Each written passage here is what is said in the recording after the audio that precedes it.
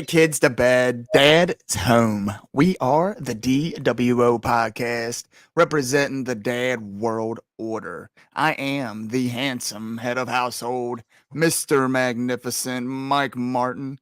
And with me, as always, the rest of this patriarch pack.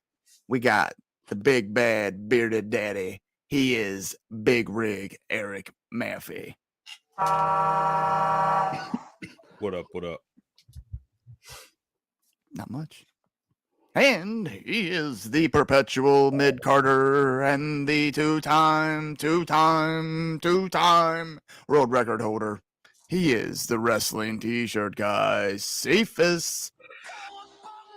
Oh, Cowbunga is right. Look at that new camera, new lights. It looks a little pretty in here. I did a little upgrading. And I got the Elias shirt because I'm so excited to meet him at Square Circle. And we got Tussle on. Hey, is that Renzo sitting there? Baby Renzo. What's up, buddy? Hey, it's going to be a good show. Well, I'll tell you what, as Mr. Magnificent said, we are the dWo podcast. And tonight we have with us the one, the only, the homie behind the camera, TussleMania. For another Revolver Rewind. What's good, dude? How the heck are you? What's up, fellas?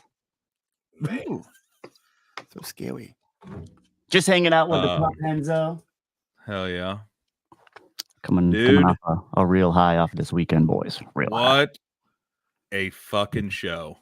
I mean, my favorite show. I watched it on Saturday live, and I was texting these guys. I know Mike wasn't able to watch like right away or whatever. And I'm like, dude, I don't want to spoil anything, but holy shit. Like, just dude. It was a roller coaster, bro.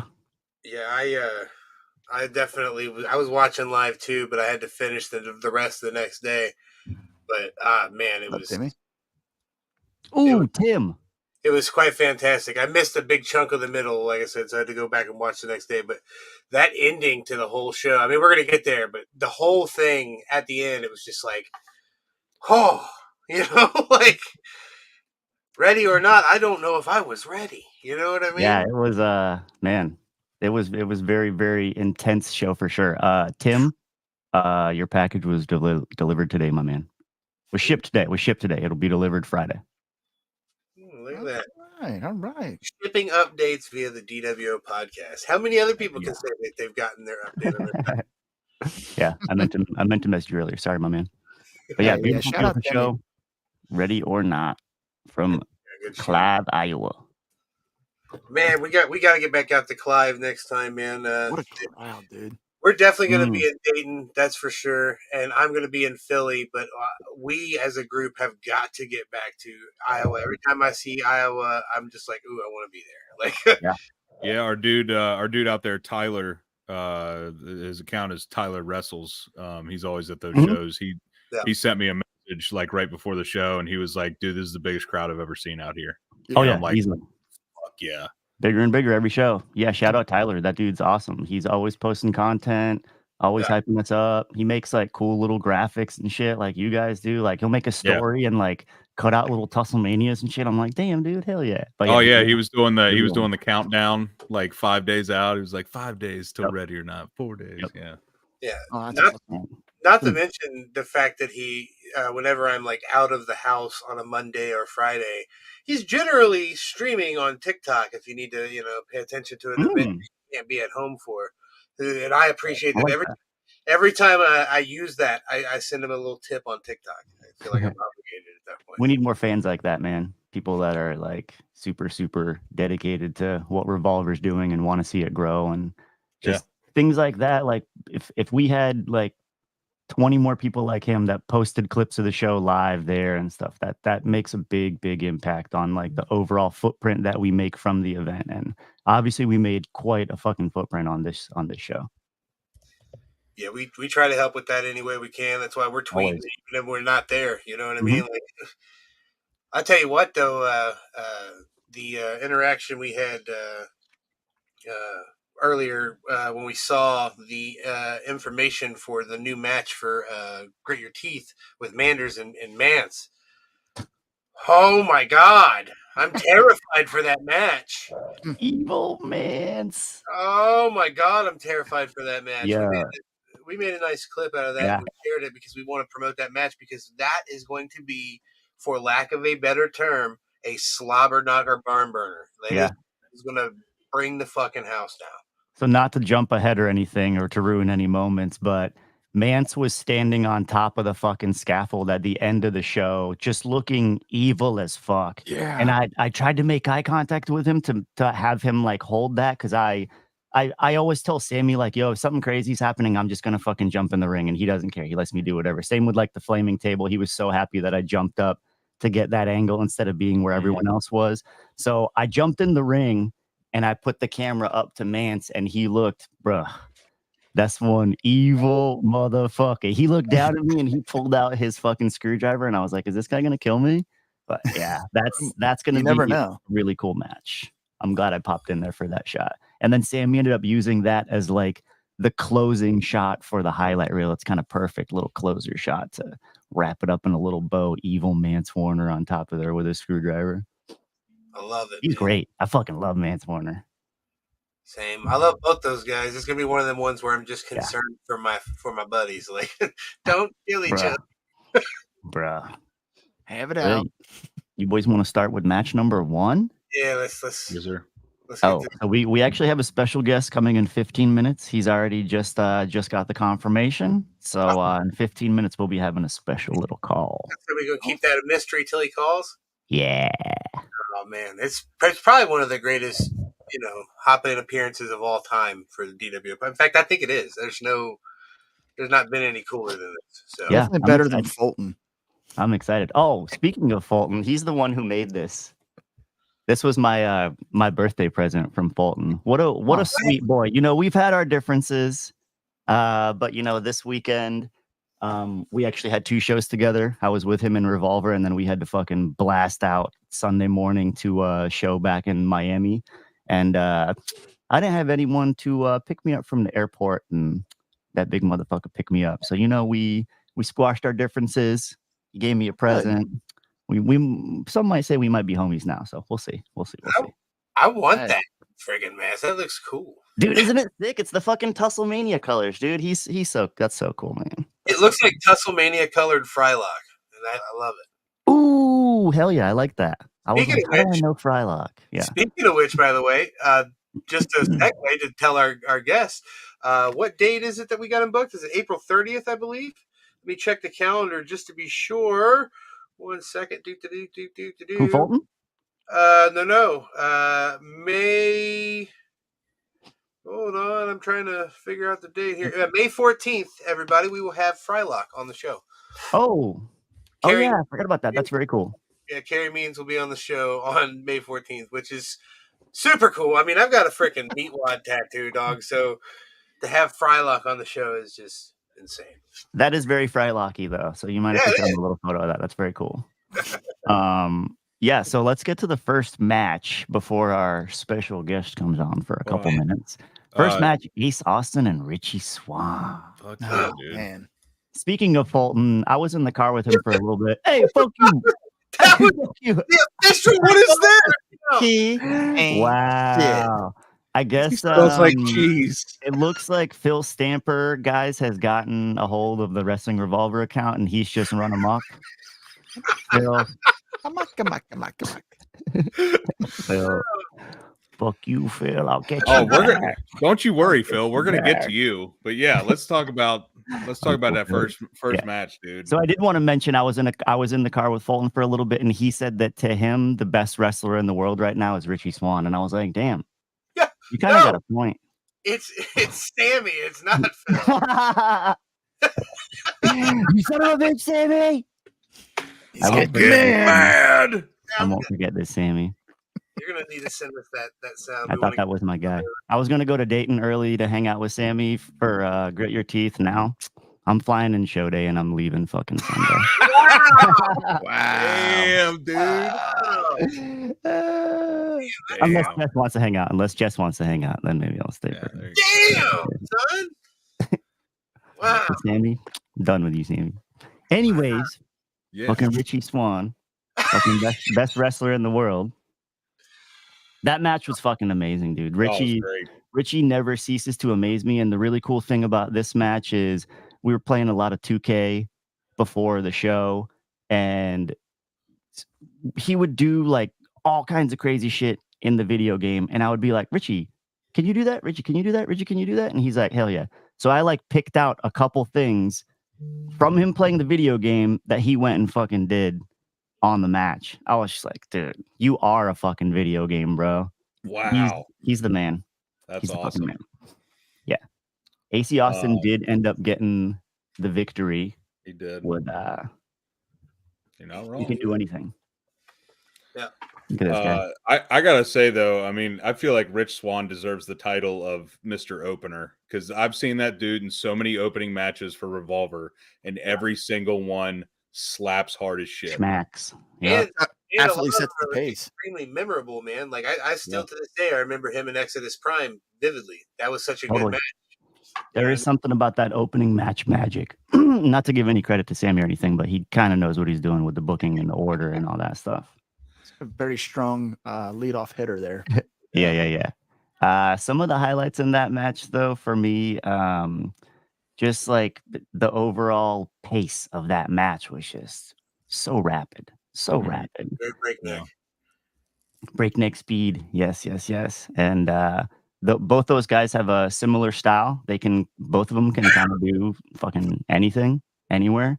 So I would imagine that the combination, the possibilities of those types of matches it's unlimited, man. Whatever they want to do, they can get out there and get it done. Super, super entertaining with these fellas. And Richie Swann showing a little frustration after the match. So wait, that's exactly what I was going to say. I'm excited to see where it goes. Yes, and oh my lord, just announced today, Richie Swann versus Mustafa Ali. Fuck. Jesus. Fuck. Come here, buddy. What are you crying for? Sammy says he's just mad because he wants to play Fortnite, and all of his people he plays with are in here. I was gonna fucking text. He wrote on a group chat if anyone wanted to play Fortnite. Yes, Sammy, Fortnite after the podcast. I will be on. I'll be on to whoop that ass. Whoop whoop. All right, eight more minutes. Let's maybe get through this little Haas match if you guys want to talk about that a little bit. You know I'm a big fan of the Haas matches. And you know a Haas match is successful when you get a meat chant, and there were several meat chants for this match. What'd you guys think of Jake Something versus Fulton? Jake Something is magical. I mean, don't get me wrong, I love Fulton too, and it's not discounting Fulton by any means, but Jake Something has a splash of something, and it's perfect, man. And him and Fulton, man, they there was a few times there where I really thought there might be some legitimate concussions from the amount of it. Like it was, so. Hopefully both them boys were good on the other side of that, but it definitely was intense at points. Some of my favorite moments from that match is Fulton actually busted out a little lucha shit, which is always cool to see a big man doing lucha stuff. And then at one point, Jake grabbed Fulton by his dreads and flipped him outside of the ring, which is just so gnarly, dude. Yeah. Very, very entertaining, top to bottom. Great pace, the meat chants, wonderful time with this match. Thoroughly enjoyed it. And you're right, there's something about Jake that's very magnetic. I've told you guys before, he's a wonderful person backstage. And a really cool thing that I heard individually from both of them on completely separate occasions earlier in the day, Jake was talking about, because they have a history. They've known each other for quite a long time, Jake and Fulton. So this isn't the first time they've wrestled. And on separate occasions earlier in the day, Jake was telling me that Fulton is probably the strongest dude that he's wrestled. And then later in the day, Fulton was talking about obviously how Jake was one of the strongest dudes that he's wrestled. I think Jake said, Fulton said there was only one other person that was stronger than him. And I forgot who the fuck it was. But it was like some fucking. It was me. It was Mr. Magnificent. Kind of cool to hear that from both ends. And I guess they did a spot a really long time ago where he had to get. I guess Fulton had to yoink up Jake for some move, and he was so surprised at how quickly and easily he fucking could do that. Facts though, Marina is Yo, stronger. I won't say who told me this, but someone was put in Marina's submission backstage and damn near broke their nose to how tight it was. I won't name any names. Yeah, look at that. Marina Shafir, scary stronger. I'd rather fight both. You know what? Marina is ridiculous strong. I I- go and shoot with Marina. I don't want to fight Marina running. just based on the looks that she gives people. Yeah, I'm like, she's- you don't just look like you want to kill me. You look like you want to enjoy it while it's happening. Marina's You know what I think she'd be 100% a great Revolver world champion. Like, period. Like, I can see. 100% buy I think that. it's a matter of time before she has gold around her waist in whatever division she wants. She can go tag with a partner. Hell yeah. Like you said, she can go for the world tag. It was all right. Hey, Sammy wants to break. I was trying to She almost broke I was trying to keep it a secret, but yes, Marina almost broke Sammy's nose with that submission. Hey, Oh my gosh. That's great. that's amazing. That's so funny. And that actually brings us to the next match, huh?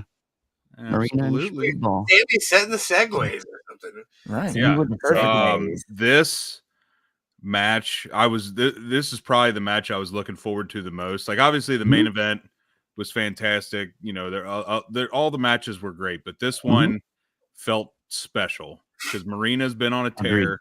Agreed. Speedball's been killing it, and they're not the same style, but they're similar styles. And it was interesting because he's more, kicks and stuff. She's more submission, but they can both do it. So, yeah, this was unbelievable.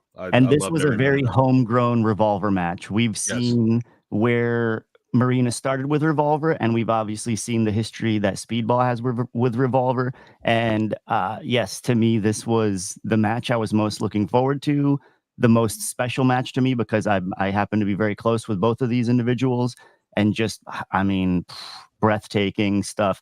I often get fucking emotional ringside, man, and this is one of those matches. Two friends like that going at it, and then when Marina got that tap, man, I'm getting goosebumps right now. When Marina got that tap and that place exploded. Yes. Not that I expected So her to cool, not man. win. I didn't expect that by any means. It was so beautifully placed, I think. Yeah. It was. We do have a clip of that finish if you guys did want to show that. Yeah. Give me 1 second. But this is probably the match I was looking forward to the most going into the show. And I mean, honestly, I wasn't sure which way it was going to go. And Yeah. I mean, just. Yeah, I'm uploading it. Give me 1 second. Same. Before the match, Marina is always very much so in her zone. And way more so in this situation. She takes all of these matchups super seriously, and she knows that having an opportunity to face someone like a Speedball at a place like Revolver is incredibly meaningful and impactful for her career, and for people to see her in that light. Like, this is where you're seeing fucking prime Marina. You're not seeing prime Marina anywhere else right now. You're seeing that exclusively in Revolver, and I think she's aware of that. I'm aware of that. A lot of people are aware of that, and that's really cool of a thing to be able to cultivate. That we can say, like, we got A-grade Marina at Revolver, and look at what she's doing, dude. She just tapped out Speedball, bro. How many people have lost to Speedball in Revolver? And now look what she just did to him. That's huge. That's huge. All right, it's uploading right now. And top for me, man, she is, and this is going all the way back to like Ken Shamrock. I think she's probably the most believable MMA character that there's ever been. Where her realness to like, no offense to your Ronda Rouseys or nothing like that, because Ronda's good, but Marina's got that it factor, man. You know what I mean? That's why I was looking forward to this matchup too, because it was such a brilliant pairing with those two, man. Because they're both, beloved by the crowd. So you're going to have a crowd that's into it. So totally. I think it was brilliant. Well done. I'm glad that happened in Iowa too, because that's an educated enough crowd to realize what the fuck was going on and have appreciation for what was going on. And I really liked that when that pop when she got the tap was what did it for me, man. The appreciation that the crowd had for her getting that win, that's magic right there, dude. There you go. I got it uploaded. Here we go.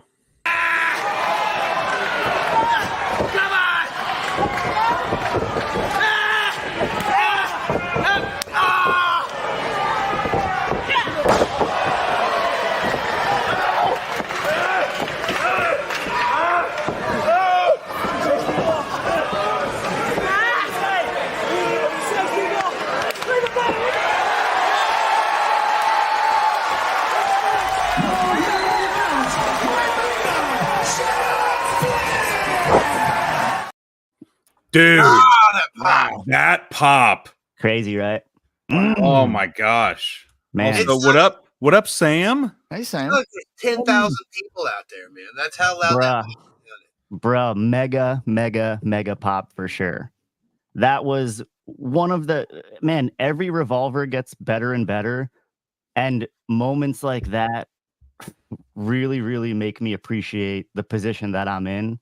And I wouldn't be friends with Mirina if it wasn't for Revolver. Literally, Sammy introduced me to her one day, the first time that she was booked, and my flight home, I happened to be on the same flight as her, and my seat wasn't next to her, but I purposely went up and she had an empty seat.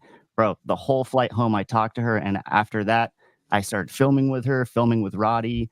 Needless to say, we're very close now. So when moments like that happen, it's very special to me, man. Yeah, absolutely. I think we have our special guest ready right now. So okay, all right. Just see. Oh no. Uh-oh. My phone's at 4%. My phone's at 4%. That's the only. That was the only. Hello, sir. How are you, my friend? Good. We are live, my man. Do you have a couple minutes to maybe give us a little bit of your insight? Of course I do. So just as a little introduction, guys, this is a very dear friend of mine, and it still kind of blows my mind that I'm able to say this out loud, but this is the Taskmaster, Kevin Sullivan. I've had the honor and pleasure of working with him several times with video projects with our other great friend, Killer Cross. And I have monthly conversations with Kevin. He's, to me, the most brilliant creative mind in the industry. And any time that I have to pick his brain is very special to me. So thank you so much, Kevin, for giving us a little bit of your time. And I gave you a little earlier and let you know that our question now is, we are very ingrained in the independent world. And we'd like to know your insight to kind of see what you think it takes for independent to kind of get to the next stage or evolve into something bigger and better. Okay, what I really enjoy independent wrestling. You get to see the future stars, especially like Neilio's group with the CCW. Yes. He has a bunch of guys, and I'm just pointing that out because that's where I frequent the most. He has a bunch of guys that are going to be taken up in either AEW or WWE. Mm-hmm. But here's the problem I see with independent wrestling promoters. They all want to be Vince McMahon. Right. Why don't they work together? And like we'll say neighboring states, somebody that runs wrestling in Maine and somebody who runs wrestling in Rhode Island and Massachusetts, why don't they work together rather than trying to be the emperor of the universe? Why don't they go and say, okay, we're going to run Thursday, Friday, Saturday, and Sunday. And whatever guys we take, we're going to fly them in, split the ticket, give them more work so we can maybe save some money and create a little, back in the day, a territorial system. Mm-hmm. It would help them dramatically. And what they can do is, if they run once a month, I would think that Thursday may be the weakest day, right? Yeah. The guy that runs on Thursday one month, the following month he runs on Friday. The following month he runs on Saturday. The following month he runs on Sunday. And it works down on a sliding scale like that. So everybody's got a chance. And they can promote together. They can get on social media together. And they're going to look a lot larger as a platform, don't you think? Absolutely. Brilliant. Yeah. Definitely. And what you want to do, I think, is create a place where people can be seen and be seen like you could have we'll say, hypothetically, it's the towns I said, you could have a New England champion and he works all of those territories and you can feed him and he would get notoriety a lot quicker. The guys wrestling would get notoriety a lot quicker. And we put the eyeballs on that little territory. And the next thing you know, you'd have people from AEW, WWE sending talent scouts to look at your shows. Now, if you're smart enough, you should be able to parlay that into, well, if you take my guy, could I get a date on an NXT guy? Yeah. And I think that would work because there's so much good talent out there. Yes. Yeah. You know, you see, you're the master of the independents. We see guys that should be in them making a hell of a lot of money, either in AEW, NXT, or WWE. Because here's the thing. Cody Rhodes, right now, Roman Reigns. Okay, The Undertaker retired. Cena's going to retire. How much longer is going to Rock? He came back after what, 6 years? Yeah. He's not going to be here. It's like a football team. It's like a baseball team. The guy that played second base for the Red Sox is the most valuable player in his day. Isn't there anymore. This is a machine that needs to be fed just like all sports teams need to be fed. I mean, there's some guys that have lasted a lot longer than other guys like Chris Jericho, who's morphed himself every decade. But basically, we see younger guys coming in, more athletic, and they all deserve to get under the microscope by these major offices.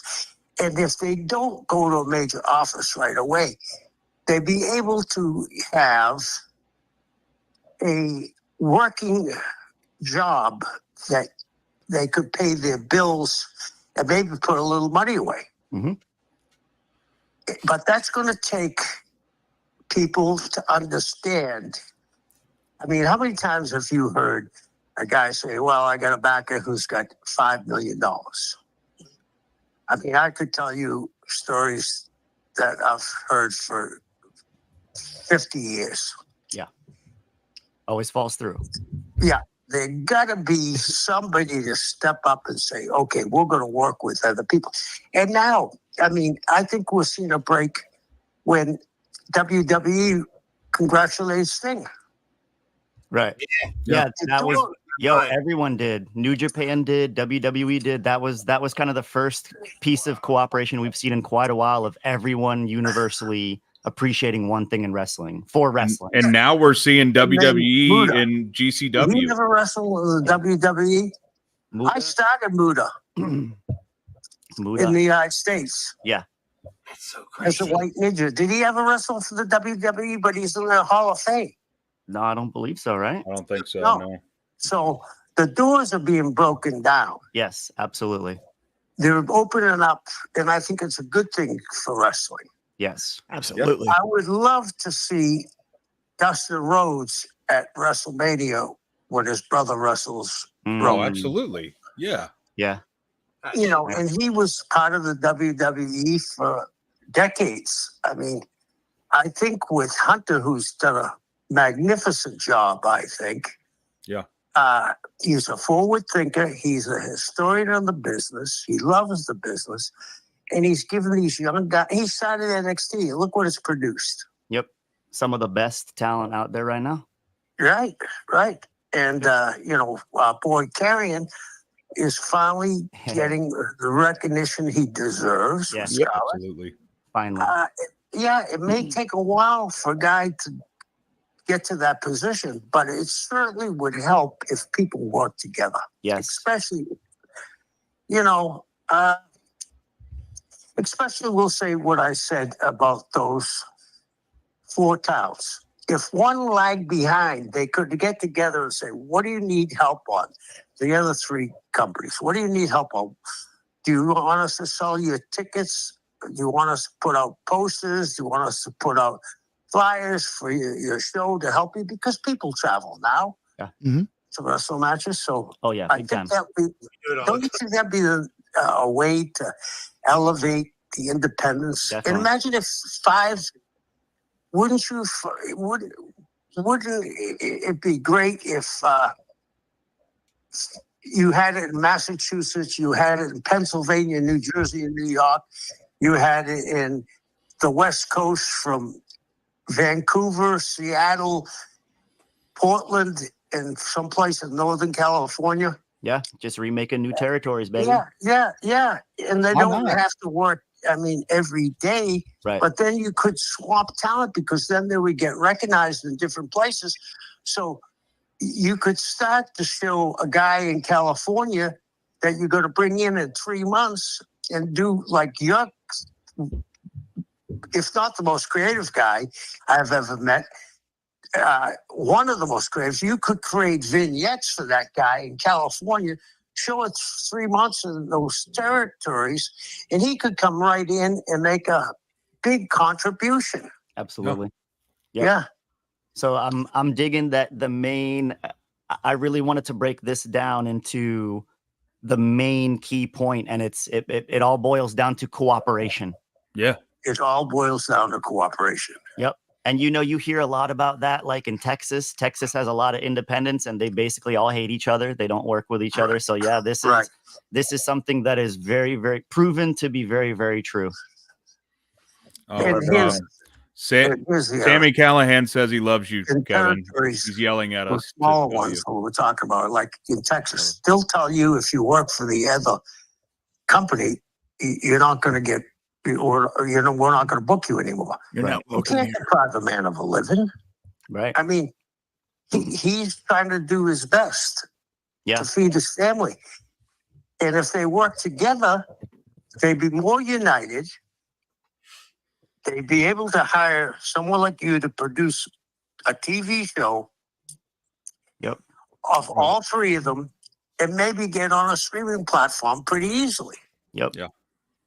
Because I don't think it's never been this hot in my lifetime. No, definitely not. We are in a golden age right now. Yep.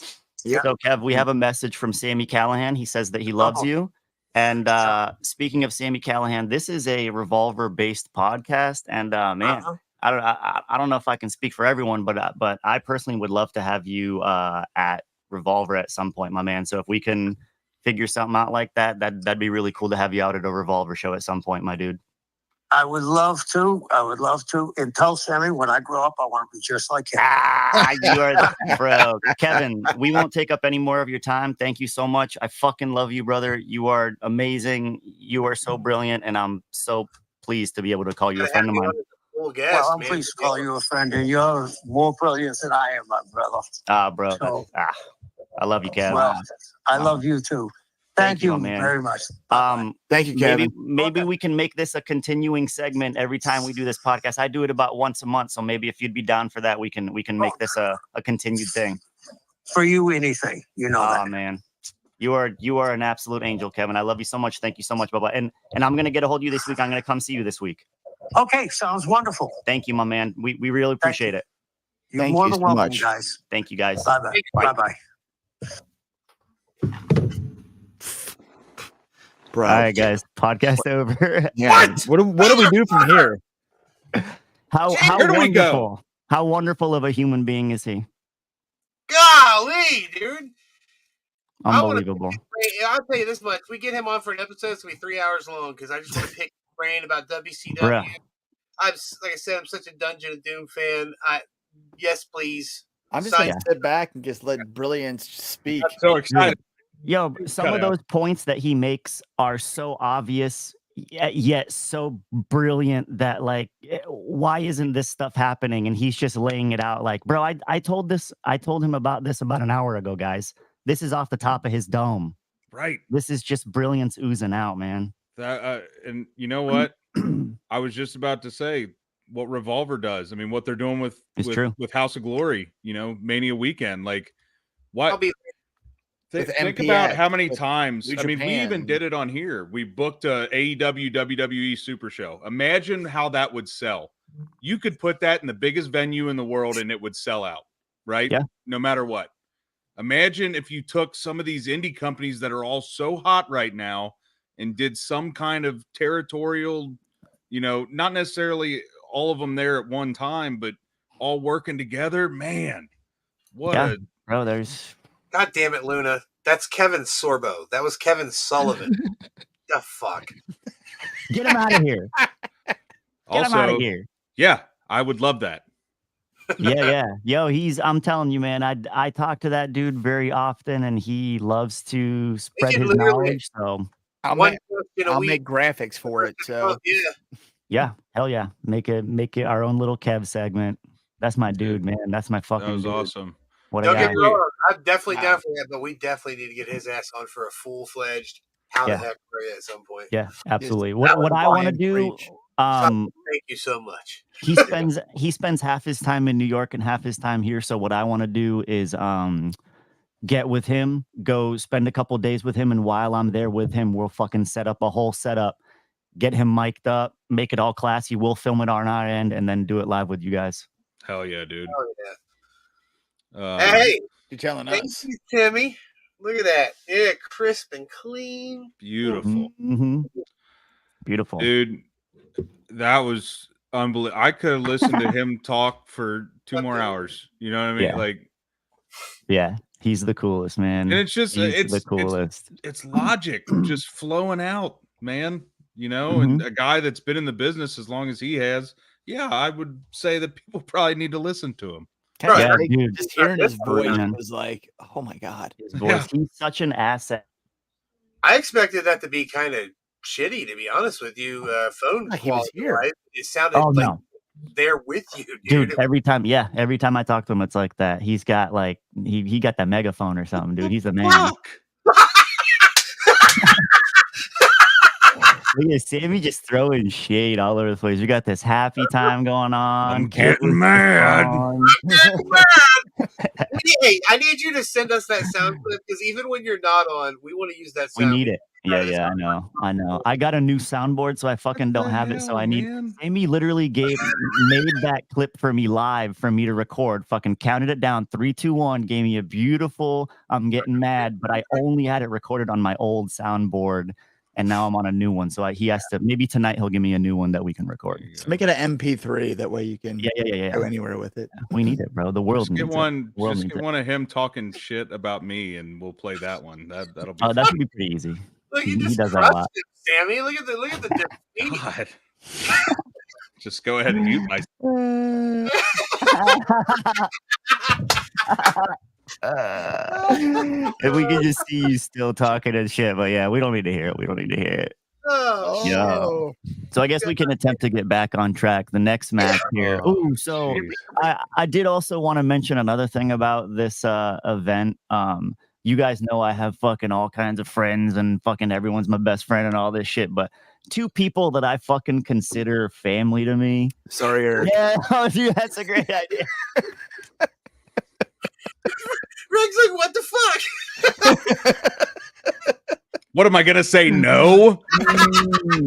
I mean, you hear it first, guys. Next week, guest hosting in Big Rig's place, the Death Machine. Jamie Keller. That's great. That's fucking great. That's Kevin Bacon. God damn it, Luna. Damn it, Luna. Get out. Get this All Luna right, guy out of here. but Get this Luna guy out of you here. were talking. So, you were so saying my something point serious. about this was an extra special event for me because two people that I consider family won gold in a promotion that I consider my home. So it doesn't really get too much better than that. Starting off with this first match here, the tag team match, Lindsay and Samurai Del Sol defeated the GYV to be the and new tag team champions. Dude, That really Revolver. excites me because that means our chances of seeing them in Dayton just got that much higher. Yep. So excited. Yep. yeah, Yep. I was super pumped, dude. I did not. Yeah. Come on, man. Sammy, at this point, Sammy's just a menace. I was sorry, but that was probably Jess that came in and wrote that because she felt bad. Sammy talking too much thank shit. you, Jess. I can, Thank you, I Jess. can see We that love you, actually. Jess. What up, Fan Dan? What up, Fan Dad? Yes, so dude, the tag match I didn't see this coming, and that's what like Mike said on the Twitter. You know, whatever happened to predictability? Like pretty cool, out the huh? window. Pretty fucking cool. Yo, this was the debut of this tag team, Lucha Good Things. Yeah. And right off of the bat, boom, getting that gold. Yo, when Lindsay walked out too, I looked at him and I go, "Get that gold, motherfucker. Get that gold." Yeah. And he said, "Lucha lit." Sell me a shirt, Lucha Good Things. That's a fucking Lucha Good Things. Actually, yes. Sammy, we might brilliant. need to throw together a Lucha Good Things shirt. Lucha Good Things Revolver shirt. I'll tell you what, my 1000th shirt's coming up on September 26th. I need to do a crossover with somebody. How fucking dope. I wore 1,000 wrestling t-shirts in a row, and all I got was this lousy crossover with Wrestling Revolver. You know what I mean? Yeah. Ooh. How many fucking tits? We got some ideas, man. We got some ideas. Revolver, you know what I mean? I like that. I was gonna say if that 1,000 shirt isn't a Revolver shirt, then this sponsorship might be over. Guys, we ruined it. We did it wrong. It's good. It's good Lucha Things. Good Lucha Things. My bad. Good Lucha Things. I gotta mix up dyslexia. Good Lucha Things. We will get on that shirt, and the shirt will be correct. I'll tell you what, man. Those guys are so much fun to watch. So much fun. I definitely I was like, oh, this is going to be a great match, but GYV's got this in the bag. The next show is named after them. Like, they're not going to lose the titles before that. Well, color me wrong. Sorry. But I loved it. Dude, I jumped off my couch. I was like, what? Yeah. I got to say it right now. I think, to me, Lindsay Dorado is the most entertaining wrestler right now. I mean, his walkout, his mannerisms, he's fucking licking himself, petting himself. He'll interact with fans and have them pet him. The dude just top to bottom, his in-betweens. He always is aware of where I'm at. He's always giving me looks. He is just, I mean, can you think of a time that Lindsay fucked up or botched a move? Because I fucking can't. He is so crisp, so consistent. Dude, he's the fucking best luchador in the world, and he's the most entertaining fucking wrestler to me. That dude is just, he's amazing. I love when Lindsay's at shows because that's like having a brother there with me, and to see him win gold, amazing. Revolver, baby. Fucking Revolver. And I love GYV too. Those are the homies. The entrance, the fans were scratching his ears. Yeah, bro. It's amazing, dude. The reaction that he gets. Have that clip? Cool. I can just see Cephas's wheels turning about a sign for this already. I'm already thinking about it, and I also, how much do I want to introduce Lindsay to Lucha Bengal, a good buddy of mine. He's a big Bengal kitty cat tiger wrestler, man. He might know him. Yeah, I've met him once or twice. He's starting a show with my brother, and me and my brother's show is over, but him and my brother are starting a show, and pretty excited to watch it. To be honest, you said you shot it. Oh yeah. The only clips I sent Sammy was the clip of Mirina. We didn't preload anything else. I can try to look for something. Else live. But yeah, that match, fucking Lindsay and Samurai get the win. Also very cool to spend some time with Samurai Del Sol too. I haven't I've met him here and there at little expos and stuff and signings and shit where everyone's all super busy. So this was the first time that I actually got to spend some time with him, and from what I hear, he's a very spiritual guy like that, and I love that, man. And I had a couple moments with him backstage where I like could see like us becoming homies, and I love when that shit happens, man. He's a really, really good guy, and I'm glad that he's gonna be part of Revolver now, man. I'm Absolutely through the moon with it. Yeah, and bro, that match, just the highlights of that match alone, woo, so fantastic. cool. Fantastic. So cool. Yes, Cool. Lucha supremacy. Yeah, And when real quick, luchador style versus like that English kind Yeah, of. right. The He's got look at this. Look at this. wow. And What a guy. Came very specifically. Real quick, Very before specifically. that, Tussle Hey, gonna I'm gonna try to I find want it. to take a moment to address the 50 odd people that are live in the chat right now. If you are watching on Twitter, follow us. If you're watching on Instagram, like us, follow us, subscribe. We need Guys. subscribers on YouTube. Support these ads. We're trying to build Support a us, brand guys. for our kiddos. Guys, where else do you get to interact with fucking Kevin Sullivan, Sammy Callahan? Come on, guys. Look what Sammy we're Callahan's giving in you. the freaking Look what chat we're right giving now, you. And fellas. apparently next co-hosting next week. So Oh, he's apparently. he's You full gotta on a part of this. I gotta change my whole intro. I'm looking for that. Look at that. Wrestling Revolver official page just subscribed to the Dad World Order podcast. What are you Damn. doing? we've made it. Bam. We've made it. There it is. Bam. 1 subscriber. That's right there. They just said Kevin Durant. God damn it, Luna. How many other fucking famous Kevins do you know? Kevin Sullivan. The task. Yeah, for you Damn guys it. that weren't here earlier, we just had a phone chat with the one and only Kevin Sullivan, spreading his words of wisdom and brilliance. So if you get a chance, rewind and listen to that because he's spitting some facts, man. Oh yeah. That was gold. Fan Dad, I tell you this much, brother. We're going to Dayton, and I'm going out to the Philly show, and then we are 100% planning on the next Iowa show as the dad. So we should be there. So Absolutely.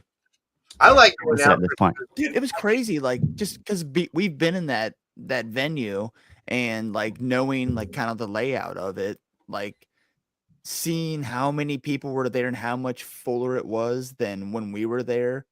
Because And it was there's full that when whole we went. Like huge empty section between like bro. the ring and concessions, and that shit was plumb full. Yeah, Plumb full. there was a lot of people standing this show. All the seats were completely full. And if you were in the ring looking back towards the end, it was almost full to the fucking bar section, dude. It was packed. Sammy, send me the clip because I can't find my fucking hard drive. Very convenient.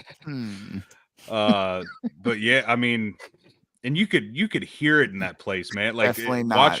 watching at Definitely home, just the pops were just man. so pronounced and yeah. God damn. I mean, after that tag match, you had what the hell, Paul Walter Hauser and Cardona, right? And Cardona, yes. Oh my God, dude. What Like I knew this match was gonna be fun. Uh-huh. Where else on earth are you gonna have a match that pins an Emmy versus a Slammie? Yeah, dude. Where else on earth? Wrestling Revolver, that's where. Yeah. You get so much out of Revolver, dude. It's such a multi-tiered show. Literally everything that you could want out of wrestling, you got out of this show. You want a little death match? You want a little glass? You want a little fire? You want a little comedy? You want a little technical wrestling? You want a little MMA? I mean, literally fucking everything, dude. And that's, again, Sammy's a fucking dildo, but he knows how to buck. He knows how to buck. I don't think I've heard anyone call Yeah, it. he said the show had a mania feel to it. Yeah. Oh, dude. Yes. real. It had a big show feel for sure. I just texted you that clip, Bubba. Yo, for real. Thank you, Sammy. You're not a dildo. I take it back. Just kidding. There you go. That should have gone through. All right. Yeah. So the All right, Paul Walter Hauser work on it. match versus Cardona. Man, so Paul put up a little bit of a fight in the beginning. He was trying his best, but also we had SDL out there as well, Steph DeLanner. And when she's out there, you never know, she's going to fucking get some cheap shots in and do what she's got to do. So the odds were definitely stacked against Paul. But I thought it was really cool that Paul walked out with his security guards and they had his Emmy in the case and presented that. Ooh, shit was so cool. Can I just say that, like, the difference between seeing the match versus him versus Palmer to this now, you can tell he's been putting in work. Dude, he has been so much he more trains, bruh. He trains or works out every single day. That's pretty damn cool. Yep. That's more than I can say for probably most wrestlers, dude. That guy has been putting in the work for sure. And he told Sammy he absolutely loves wrestling. He absolutely loves doing this. So you can tell, man. That's like with he has the same feel that Bad Bunny. Bad Bunny had that same feel. You can tell when someone is a celebrity wrestler that's a fan. And it goes so much more for a real wrestling fan to see a celebrity come in and not, just push it off to the side when like a snooker, Yep. He truly cares about it. And he wants to look good out there and he doesn't want to embarrass the industry or anything. He's fucking putting in the work to make it look good. And he's doing the job, man. It's pretty damn cool to see that, bro. And when big surprise, when fucking Bully came out, mega pop. And he had those moments with Bully. You could see on Paul's face how much that meant to him, dude. Because he's an ECW kid. Yep. So to get to do those moments, that's come on, man. That's like that moment right there, baby. Crazy, that's right? What we're so happy about. Look at that logo in the background. This is why we love sponsoring, man. Like we just want to rub elbows with the awesome. And right there is exactly what that photo is rubbing that was great. Awesome. That was great. Did you guys get the Lucha clip? Yeah, it's uploading right now. Gotcha. Yeah, that clip's insane, dude. Lindsay is so entertaining, bro. It's crazy. And he does stuff like that just like, bro, how do you not love that, man? How do you not love that? Exactly. Paul's like a kid in a candy store. You can truly tell that these are like moments that he's going to cherish forever. And he's living a dream by doing this stuff because he's a real wrestling fan, man. We talked to him backstage and he knows wrestling history.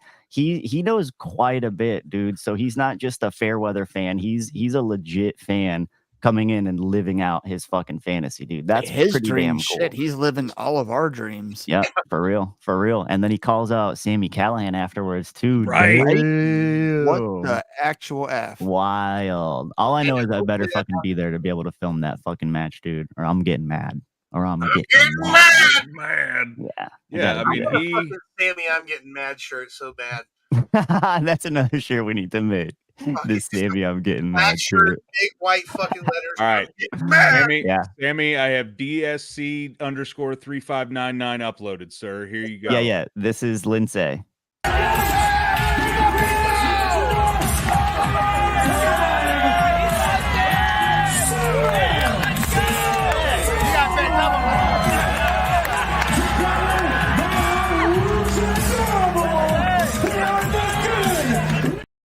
Bro, he's a legend, dude. That's amazing. He's a legend. And you see all of Lindsay's gear, from his masks to his boots, his jackets. He makes all of that, guys. Oh, no shit.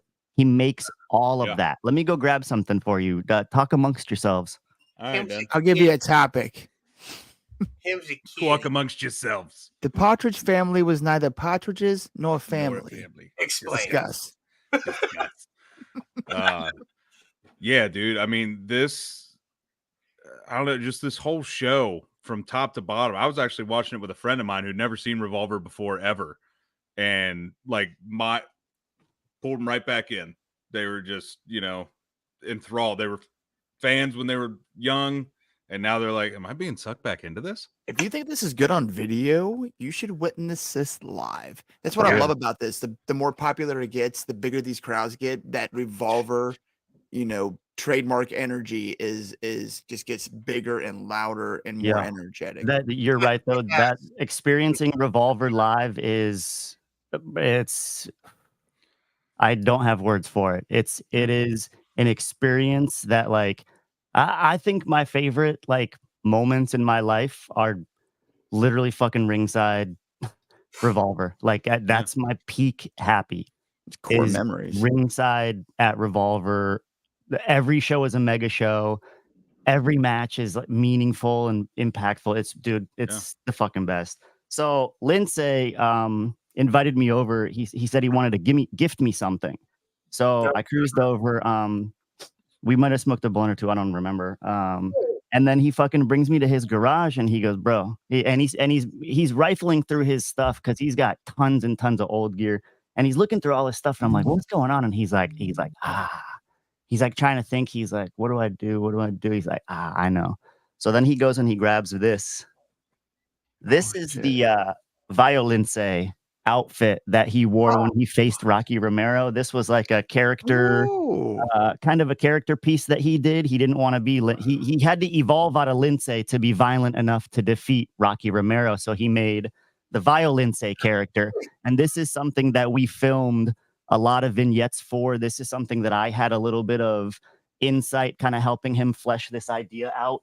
So he wanted to gift me the fucking original suit that he wore, blood and all. And dude, when he first gave this to me, I walked around my house wearing this shit for like 3 days straight, just feeling like a boss, like just singing his song of boom, boom, boom, boom, boom, boom. And it fits me perfect, dude. It fits me perfect. So like a moonsault off the couch, right? Oh hell yeah, dude. Well, a shooter because it's Lindsay. I got a shameless plug here real quick. We do indeed sell dWo shirts. Yeah. Pro Wrestling Tees, T Public. Hit us up on DMs. We'll ship it to you.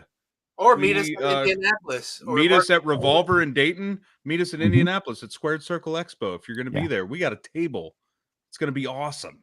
Get yourself a beanie. Get yourself a beanie too. Or a hug. God damn it, Luna. Kevin Sullivan. Do a Google. Get him out of here. Get him out. He ate paint chips as a child. Locked. All right, so you think we talked about the Paul Walter Hauser enough? The flaming table. Oh, the flaming table. The flaming table. Cool. Holy shit! That looked. Hey, let me tell you something. Cinematically and in the, it works so great. Let me tell you something. I've been hearing rumors that flaming table spots have been failing like all year. Yeah, let me tell you something. Revolver knows how to do a fucking flaming table spot, baby. Yep. You see that shit? Yo, and you know my favorite part about this is they doused that table. Hell yeah, they did. They doused it to the point where there was no doubt that thing was going to set up a blaze while Bully had fucking Cardona ready for the fucking power bomb. He had a bottle to the side and he was just casually squirting it up just to get a little bit extra, just to make sure. And he had like a funny little smirk on his face. I was like, Bully, that's so damn cool. I also have another point about that story. So back at the airport, I'm sitting waiting and fucking Bully Ray walks up and sits right next to me. And I happen to think that he did that because he maybe kind of knew who I was or whatever. Obviously remembered me or whatever. So he sits down and he's just like, hey, what's up? And Sammy told us that he's like, you know, he's not the friendliest dude. So I don't like bothering people like that, you know. Yeah. Fucking all I did is I looked over and I said, hey, Bully, you see that fucking table clip? And he said, oh yeah, I saw it. And then the next day, bro, he took that clip and he reposted it on his profile. So I was like, hell yeah. That's fucking cool to like, because I'm such an ECW kid, man. So that's fucking pretty cool for me to have that interaction with him. And he doesn't know my fucking name or fucking anything, but I know he was like, this fucking skinny kid did something at Revolver. Maybe I'll fucking sit next to him. Yeah. You had that interaction. That's a lot more than most people have with a mother freaking legend. Yeah. Hey, you're not wrong, though. He wasn't letting that fail. He's doing a flaming table spot. He's going to do a flaming table spot. That shit was so cool. So, would Sammy kind of lets me do whatever ringside. I don't fucking have rules or regulations. Sammy doesn't tell me like, don't sit on hard cam side or don't do this, don't do that. I can fucking literally do whatever I want. Yeah, I've told you this before. Fucking Sammy told me I could shoot in the ring naked if I wanted to. So I told him earlier in the show, like, hey, if something happens, I'm going to jump up in the ring or ringside or whatever. He said, dude, do it. Please do it. He told me, I want you to do more stuff like that. I'm just always hesitant because Sam is the only one that knows that I have no regulations. Everyone else is like, oh, look at that asshole fucking jumping in. All the other photographers are probably like, look at this asshole, thinks he's fucking whatever. Whatever. So for that spot, I fucking knew I had to jump up there, dude. I fucking knew I had to. Something just told me, bro. And when I got up there, got the clip, thankfully it was intermission right after that. So I was able to go in the back. I immediately showed the clip to Cardona. And Cardona looked at me and he was like, "Can you please send me that clip right now?" And I was like, and I told him, I go, "I'm going to give you this clip, motherfucker. Yeah. But you better tag TussleMania," because he's done this in the past where we have viral clips that I've shot of him and he posts it and doesn't credit me. And then I fucking have to text Chelsea. And Chelsea's literally like, "This fucking idiot. I'll fucking get him to this." Shout out to Chelsea for always having my back. But this time I even told him, I go, "Bro, can you please just tag TussleMania if you fucking use the clip?" Thankfully, he did this time, and that clip's gone bonkers viral. So thank you for doing that, Cardona. Sammy also posted it, and it went viral on Revolver as well. And then fucking Bully posted it. One of my favorite clips ever. And then when I went in the back and showed it to Sammy after I showed Cardona, Sammy looked at me and said, "Dude, I'm so glad that you jumped up there and did that." So that's like validation that, you know, I'm taking these risks sometimes and it's fucking worth it. Like I sometimes I got to do what I got to do to get that extra special shot because we know that it's going to be more meaningful and help us out in the back end. And maybe I fucked up like a hard cam shot or whatever, but fuck it. Because that angle and that moment and that perfect, you know, caption you get there is going to live on forever. And that doesn't happen in the video, you know, the live stream and the and the video, subsequent video. And that fire was it was so strong that I felt like I was pushed back by it when it first happened. That's how fucking strong. Because that's another thing I was concerned about. I knew that the table was obviously going to be set on fire once the gasoline is coming out and whatnot. I didn't know how powerful it would be. And I was almost on the corner closest to the edge of the table. And when that came up, I fucking went back a little bit. That shit was gnarly. But again, one of the coolest things I've ever been able to shoot. And clearly a moment like that, when it happens, I like to be able to post that stuff then and there. And when Sammy reposted it under Revolver, he even wrote, "Yo, this is the crazy shit that's happening right now. Fucking tune in." So I know that the power of those live tweets being able to get out a moment that just happened to draw in more people to be buying the pay-per-view right then and there is a very powerful thing. Yeah. We should add that clip, Reddy. What's wrong with us? Do we not have it? No, we don't. I mean, if you want to send it, we'll put it on, dog. You know, camera almost melted. Speaking of which, I can't believe I never asked you this. Have you ever had any too close to comfort lose some camera parts? You ever? Recently at a CCW show, there was a bigger guy fighting a little guy, and he like yeeted the little guy, and the little guy literally like landed on my fucking camera, and my camera crashed on the ground. It wasn't that bad. It kind of fucked up one function on my camera that I don't really use anyways, and it wasn't that big of a deal. But yeah, I've definitely had some close calls. There was actually a close call here too, which is really cool. In the main event, Ricky Shane Page took a full door, and I was right behind him. He took a full door and he threw it at someone, and it hit him, and it bounced right back. And when it bounced back, I'm sitting there like, it's about to fucking smash me. And when it bounced back, Ricky jumped back over and grabbed it like right before it hit me. And he looks over at me. He goes, "You like that, Tuss? Just saved your camera." And I was like, "Hell yeah, Ricky. Thank you, my dude." So yeah, there's close calls at least like once every show, but that's like all part of the dance, bro. Like that's why, again, Sammy wants me to be moving around. I don't like staying static. I don't like when photographers pick one corner and have that one fucking angle. No, I want to be moving around, and I want to get dynamic shots, and I want to be following their movements as they're moving as well. So you guys see me, I'm always all over the place. So it's literally like a dance, and you got to coordinate that shit. And it works a lot better with the people that I'm closer with because I've worked with them a lot. They know me. They respect me a little bit. I've worked with new people before. They'll fucking shove you out of the way. But I have a rapport with most of these people. So we have that, you know, mutual respect to know like, yo, you're doing your job. I'm doing my job. We're both fucking doing our best. Sorry if I get in your way. But for the most I really liked at this show because we know both you and Sam, like seeing you guys like intentionally like on opposite sides. So it's like no matter what's gonna happen, we're gonna get an incredible shot out of it. Yeah, and honestly, there's a lot of times where we will get fucking right next to each other. Oh, there's even times where like she's leaning on me or I'm leaning on her because we have very limited space, or this is the ideal spot to be, or like during that main event, bro. I don't often feel in danger per se, but that shit was rowdy. Yeah, I didn't feel in danger per se, but that was like gnarly enough that I was like, there was shit everywhere, dog. And then I like to lay my arms on the ring because it helps stabilize the footage. If I'm just like this, you have a certain amount of shake, so I like to stabilize on the ring. Well, there was so much glass in the ring that every time I put my elbows down, I'm putting my arms down in a pile of glass. So that shit is nuts, dude. But that's what we got to do to get the shot, bro. And there were several times where I like Sam and I would like we'd like homie up to like kind of get in a little spot together and fucking, hey, if we got to lean on each other to fucking get the shot, so be it. But I mean, the difference of a foot can be all the difference in the perspective of the shot. Totally. And then some of the referees are very aware of where we are. And some of the referees are fucking magnets to the camera, bro. And it doesn't make sense. Wherever I move to, that fucking referee's ass is in my face. So that's another thing that we're constantly fighting. Shout out to Nick Chin. That dude gets it, prioritizes me over everyone else. And he will always be looking out. And I've seen him like about to move and he'll see me down there and he'll stop. And he will not fucking block my way. He is always super, super aware. And then after the show, he'll be like, oh, dude, I hope I didn't get in your way.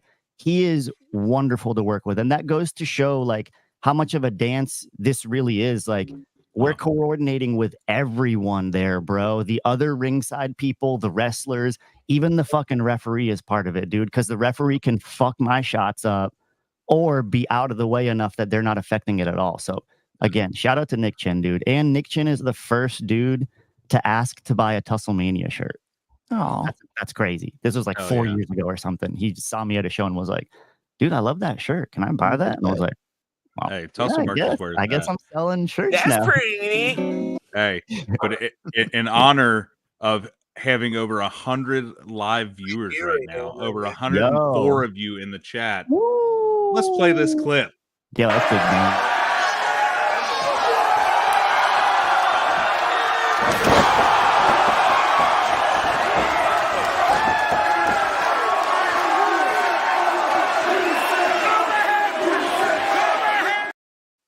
Yo, so sometimes that is so much better than the actual live feed. Sometimes I like black out when I'm filming because I know that it's like a very important moment and I almost like stress myself out to a point where I like disassociate. And when I went back and saw that clip, like I don't remember filming it that way, and if you look at it again, when the flame goes up and I like swoop down to perfect timing of Bully flipping him up for the powerbomb, it's like I don't even know how I couldn't have done that on purpose if I wanted to. Sometimes shit like that just works out perfectly. And again, I couldn't tell you how I did that or if I just blacked out, got that shot. But the way the movement flows is just perfect to me. Yeah, it is. Even crazier is the reaction of him, though. Of Paul Walter Hauser, dog. There is a moment where you pan to him just for a split second, and he has this look of, did that just happen? Did Bully Ray, did Bubba Ray, did whatever you want to call him, did he just powerbomb Matt Cardona through a flaming table? And it's cool, man. I'm glad I did that, and I'm glad you recognize that because I used to shoot in such shorter clips that the moment the impact would happen, I'd shut the clip off. And now I purposely keep it rolling for an extra second or two so that I can pan up to Bully, get his reaction, pan over to Paul, get his reaction, pan back down to Cardona, see him dying, and just make sure that clip gets everything top to bottom. And that kind of came from when I started shooting with Revolver, because sometimes Sammy would say like, oh, like this clip, like if we just had like 1 or 2 extra seconds. So I was like, all right, I got you, bro. I'll make sure to get a little bit extra, because another thing I never used to do is get the 3 counts of matches. Never. Oh. And then one time Sammy told me like, oh man, it would have been great if you got the fucking 3 count for this. because he likes to use that in the storytelling of the vignettes and whatnot. If you see the 3, you hear the reaction of the crowd, it fucking makes sense, dude. Yeah. But in my mind, I was just shooting action, action, action. I want to see the sweet super kick. I want to see the sweet moonsault. But what's more important are those in-betweens, man, the facials that the workers are giving us. All that stuff is like low-key almost more important than like the crazy flips and stunts, dude. It's more about like getting those moments of the people. So like I feel like I've evolved a little bit with that, and that's like a lot thanks to Sammy imparting his wisdom. And just like with haircuts, it's a lot easier to take away than it is to add. Totally. Yep. So even in all of Sammy's in all of Sammy's dildo-ness, he's still imparting wisdom. That's good. Yeah, he's all right. He's all right. He'll give me little bits of knowledge every now and then, but he don't give me too much, you know. But yeah, that's, dude, we're at 1 hour and 10 minutes and we've talked about half the show. So that if that tells you how awesome this show was, like, you know, coming out of the intermission, we have the scramble coming out of the intermission. The scramble, yes, dude. With Chambers. Talk about that. Yeah. So this was Chambers, Brent, Jake, Kevin Knight, Myron Reed, and Warhorse, and Gringo Loco. And Kevin Knight, woo! I have been wanting to shoot with that dude for so long. He is so talented and naturally charismatic. After the match, I just went up to him and I was like, dude, you're fucking awesome, bro. And he was like, oh, what, really? And then I asked him to come take some shots with me and stuff, some clips and shit. And what a cool dude, man. And I love that at Revolver, every Revolver, there's at least one dude that I haven't been able to shoot with that I get to check off that list. And at this show, I was really excited to shoot with Kevin. That dude is phenomenal. Dude, I just want to see Kevin Knight and Dante Martin see who can jump higher off the top rope. Absolutely. Like, 100%. Let's see if we can catch each other in the air and do a cutter from 30 feet in the air or some shit. Like, good night, man. We got to take 1 second here, man, and we gotta give some love to our boy Gringo. Oh, yeah. Bro. Proud of him. The winner of the scramble and new Revolver Remix champion. Yes. And actually, we're gonna pull up one of Sam's photos right here. What a moment being in there with his daughter. Proud Tussle dad moment. Hell yeah. Behind. Early on contestant for the dad moment of the year for the daddies. So much dadding going on in that photo, huh? Dude, amazing. Goosebumps when he won. She came in there like just it's very awesome. Very special stuff. She actually trains a little bit, and I've seen clips of her doing some really fucking cool shit. So look out for the next fucking luchador out there. It's gonna be Gringo Loco Jr. Yeah. But the beginning of that match was really cool. Lots of dives, lots of really big moments, typical like rowdy scramble stuff. And then it broke down into some really cool cutters happen later with Myron doing his super cutter. Oh, I love that cutter so much. God, it's my favorite. Jake also busting out his fucking super cutter, which is so damn cool. Dude. That's another one that we should have had a clip ready up for. Dude, just all the guys in this match was like, it's such a great mix. Yeah. Myron, I've really been like high on Myron lately. That dude is just like on a tear right now. And like him in the ring is like, I don't know if I've seen anyone move. So it's like that dude is part of the ring. Yep. Every part of the ring, he can just flow in and out of the way he moves, the way he's just phenomenal. And he's another dude that at the last show I went up to him and I was like, Myron, you are absolutely incredible, bro. You are absolutely incredible. Up, Doug. I really, really enjoy shooting with Myron. Warhorse is awesome. His new gimmick is super cool. Brent is always a fan favorite of mine just because I love that dude. That's one of the ass boys, homegrown Revolver talent. And then, of course, our boy Jakey Christ was in there. Yeah, man. That's our guy. OG GCW guy. Or wait, I'm sorry, FGW guy. FGW. Yes. Dude, and how about I got to send a little shout out to our boy, everybody's boy, Bobby, hitting the Tower of Doom spot with Kayla. Yeah. What? That was awesome. And Kayla got beef now. Yeah. They had a little cat fight of sorts, it seemed there. So I don't know. They might have to sort out some of their issues, but Speaking Bobby. of GCW, I do want to bring up one thing that I just think is insanely awesome to mention. Masha and Shayna Baszler at Bloodsport this year. I can't believe that's going to happen. That's just Kevin was talking about, the walls being broken down with wrestling. That's one of the biggest ones right there. When we saw that Shayna was going to be at Bloodsport and then it was versus Masha, I was like, well, shut up and take my money. Yeah.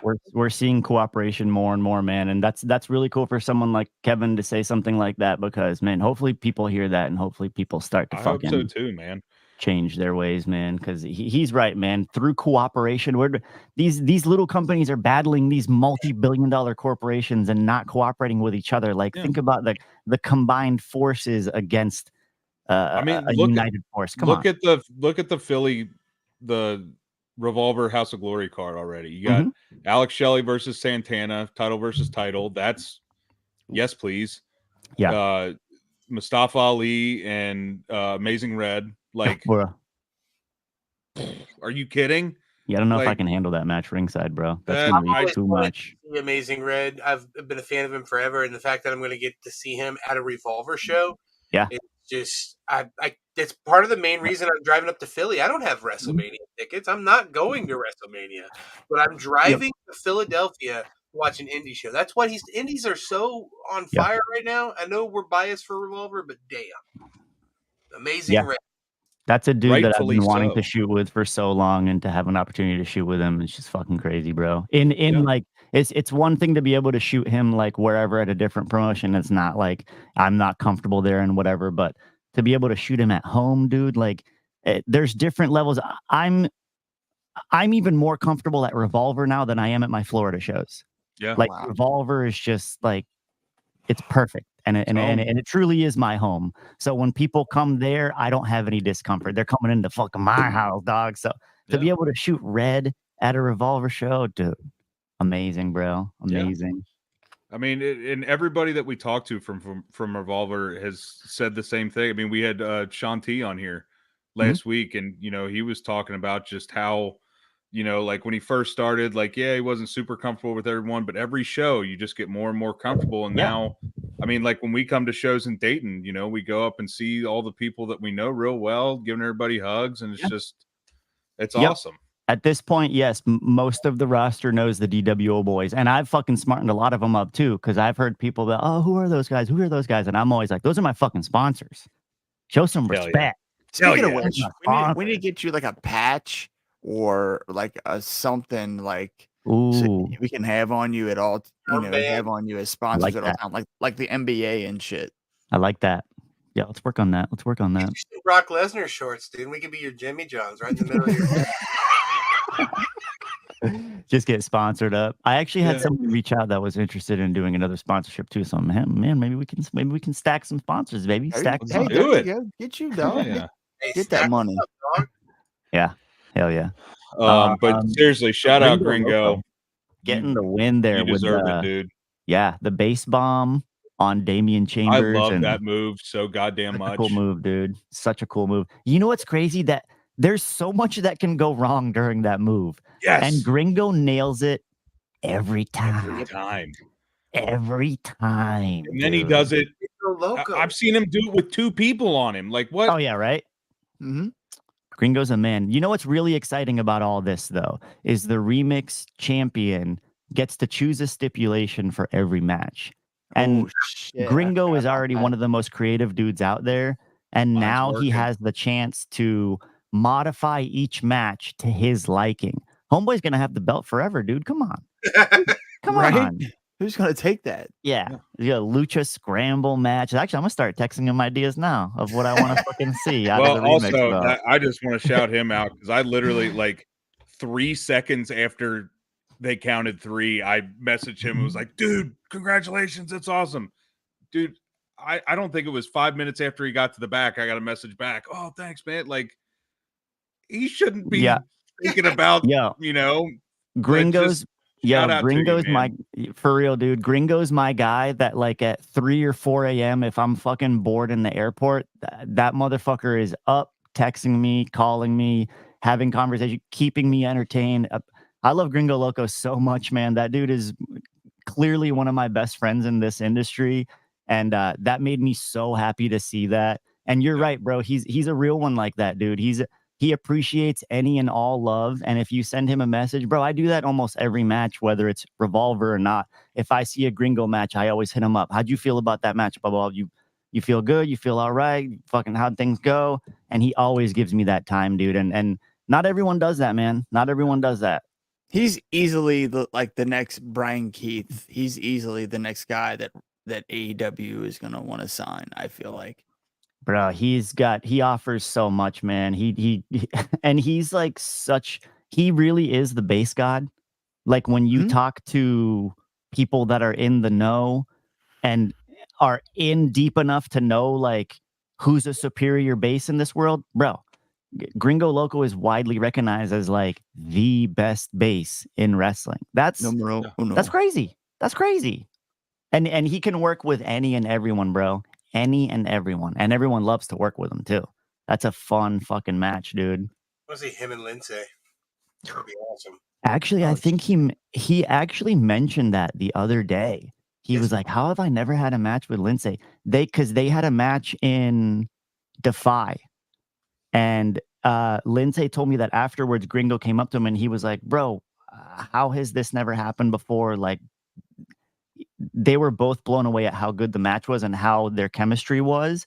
And the consensus just was, yo, we need to do this again, but in Revolver. And that's pretty cool because maybe Samurai Del Sol is going to fucking say Manny. Maybe Samurai Del Sol can't make it to a show for one reason or another. Well, maybe fucking Gringo can challenge Lindsay and put that title on the line, baby. Give Lindsay a chance to get double gold, baby. I love that it has that distinction, that it's like, I love to see this match, but in Revolver. Yeah, oh yeah, it's different, bro. It's different. It really 100% is. I agree. Yeah. Revolver got that sauce. It's true, bro. That's seasoning. It's true. So how many matches we got left here? We got one or two? Two left. So the World Championship title match, Shelley versus JT Dunn. And I never thought I'd see a match like this where it's like, I don't know who to hate and boo more. It's like shithead versus shit eater. Yeah. At least I love the shithead. Yeah. Touche. A couple of bad guys fighting each other. But I mean, we had JT on a few weeks ago, man, and he said on our podcast how he wants to face the best. Like if he's coming out the house to wrestle, I'm going to face the best. And damn it, if the next three matches that he announced that he was in was against the best, and it was Alex Shelley, Mustafa Ali. I can't remember the third one, but it was just like one after the other. And man, this lived up to it. I'd really hope that eventually this happens again. Because I like to see this one with no funny business. Yeah.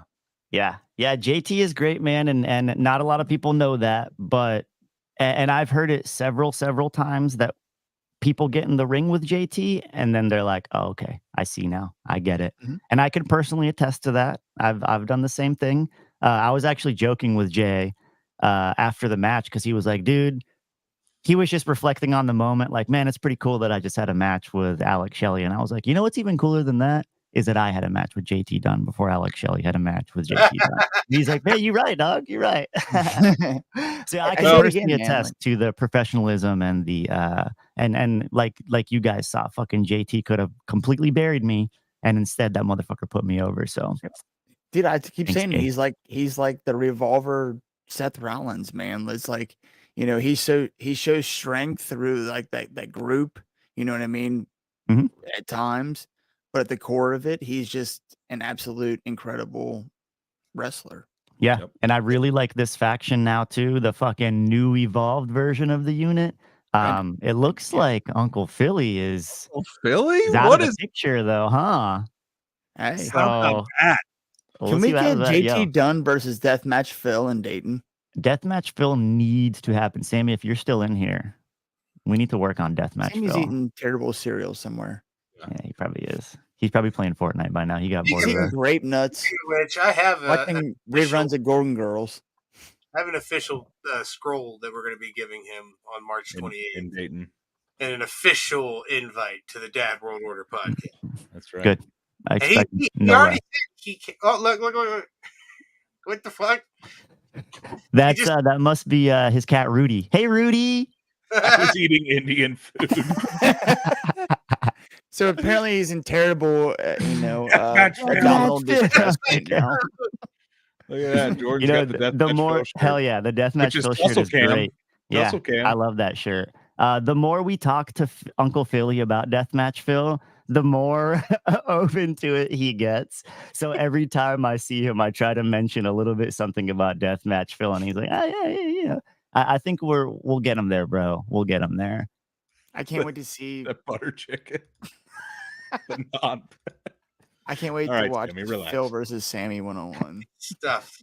Yeah, that needs to happen. Maybe that can be a death match. There you go. Yeah, so at the end of that match, Uncle Philly comes out and he has a hold of the belt, and JT's trying to get the belt, I guess, and they had a little disagreement, a little back and forth, and then fucking Uncle Philly pulls a fast one and throws the belt over JT's head, right into Shelly's arms. And what did Shelly do? He smashed JT. Knocked him out. And then Philly with the double birds, dude. Yeah. You got a cool clip of Philly with the double birds. Philly, he's had enough. He's had enough. Shout out to He's fed up. And Veda and Crash on commentary because that shit was great. I got to go back and listen to Crash on commentary. I want to shout out Bork and Veda the whole night. That commentary team, those two are so goddamn good. Mm-hmm. Yes. I love it. Yeah, I'm cracking up. I'm watching it at work and with my earbuds in, and I'm cracking up and screaming at the show, and everybody's looking at me like I'm flips crazy. Bork is hilarious. Yeah, Bork's like fucking the man. He's like Nigel McGuinness level funny on, you know what I mean? Like just the quips and little, shitty remarks he makes at people, but he makes them hilarious and like quirky and stuff. He's great. He adds so much. He really does add a lot. And I always love going back and watching the Revolver pay-per-views just because I'm going to watch them anyways. But there's the added little bonus of watching it with the commentary. Yep. It's different to watch it live, and then it's worth going back and watching just for the fucking commentary alone. And I love that Crash gun on commentary. Breaking news while we were on the show in Dayton at Grit Your Teeth. It is going to be the Grizzled, the Young Veterans versus the Rascals in a Dayton street fight. Let's go. Yeah, that's awesome. I love a good Dayton street fight. Take my money. I'm glad that we get to see part 2 of that because part 1 was in Iowa at season finale. Oh yeah. So pumped we get to see that in Dayton. It's gonna had to bring it back home. Bring it back home for the boys. Absolutely. So that brings us to our main event, though, huh? Good fucking Lord. Yo, great googly moogly, guys. Great googly moogly is right. This was. Every one of us was checking on Mander's dog after this one. Oh yeah, I messaged him. I'm like, dude, are you okay? Like, little beat up. Yeah. Oh, I think that he is okay because at the end of the night he didn't end up having to go get stitches or anything. I believe, at least from the point that I was there. So I think he is okay. But yeah, that was a nasty spill there for a second. Oh, I didn't realize that. First time it's Zach and Trey as the Rascals versus GYV. Oh, that's interesting. Ooh. That's right. First time was Zach and Myron. Zach and Myron. That's right. Thank you for reminding us and how dumb we are, Sammy. Thank you Little so much. piece of insight from the man himself. That's beautiful. Sammy, we appreciate your insight through this whole episode. We really do. It's almost like he should be Sammy's booking our goddamn show now. Yeah. Hey, don't worry, Sammy. 28th, we got a formal invitation. We're gonna roll out the red carpet for you, buddy. And the Raven. Not the red carpet. If we get the green fucking Raven, you best believe I'd show up with one. That's what he deserves. If anybody has a Raven, I honestly, I might buy like a little square of red carpet and just like lay it at his feet, and then. You know what? Fuck it. There's 130 people in this chat right now. If any of you 130 people are near Dayton on March 28th and you have a trained Raven, bring it to the Calumet Center and we're gonna have it deliver a letter to Sam. And if you don't, just come to the Calumet Center and come see an awesome effing wrestling show, dudes. Yes. Yeah. It's gonna be awesome. The last one there was sold out, packed. I mean, I was awesome, and you can pack a lot of people in there, but man, when Dayton's packed, that place is fucking rocking. It is different, man. It's different. The energy it's Revolver energy, but the buildings are different, dude. And the Dayton crowd is different from the Ohio crowd, is different from the Texas crowd. So everywhere is a different atmosphere and feeling, bro. They're all fucking awesome. I think Dayton's got a little bit something. It's astonishing to home. watch the crowd grow and how much less and less like standing room there is. You know, as we have progressively gone to, you know, every show. Dude, and I feel like I love it. I feel like fairly soon we could possibly outgrow Calumet Center, dude. That we are crammed in there, dude. Yeah. We are crammed in there. Unless Sammy wants to start turning people away, which I know he doesn't like doing. Is the Fairgrounds a bigger venue? Because that's Ring of Honor used to run it at the Montgomery County Fairgrounds. I'm not sure. I know Sammy used to run at a different venue in Dayton. I guess it was the Rockstar place. Yeah. But since then it's always been the Calumet. But yeah, I'm there's not sure. There's a couple neat places down in the Cincinnati area. I'm just just saying. Cincinnati. They had the Mox territory as well. Yes. I mean, I wouldn't be worried that they could fill the Nutter Arena. Nutter Arena. Cool, man. It's That'd be 114 proof. And that's very, very close. The Fairgrounds building sucks because it only has one set of bathrooms. I was standing backstage area. Standing next to AJ Styles at the urinal at a Ring of Honor event because of that. The wrestlers and the talent and the fans shared the bathroom. Yell at him now. Quit yelling at me. Nutter Center would. I just gonna yell at you even more. Dude, I know. You got seriously. They could sell. They could do the Nutter Center easily for sure. Sammy, can you send a clip? Can you send your favorite clip from the main event? Again, I have no idea where my fucking heart is. There you go. His dream is to run the Nutter Center. Well, let's fucking make it happen. Fucking do it, Emmy. When I hear shit like that, you can do it. When I hear shit like that, I start manifesting that shit right away. And Richie Swan told me something this weekend, and I've been fucking manifesting that shit for Richie Swan. So, Sammy, you saying that, bro? I put that shit in my mind, bro, and I fucking think about that shit until it fucking happens, dude. Bro, let's make that happen. If you get Heritage Bank Arena in Cincy, shit. They could be done, dude. They absolutely. Look at them. Look at that crowd in Iowa, dude. Like you're getting there. You're easily. It's gonna happen. It's not a matter of if. It's just a matter of when. Dude, there was close to 2,000 fucking people in Iowa, bro. Yeah.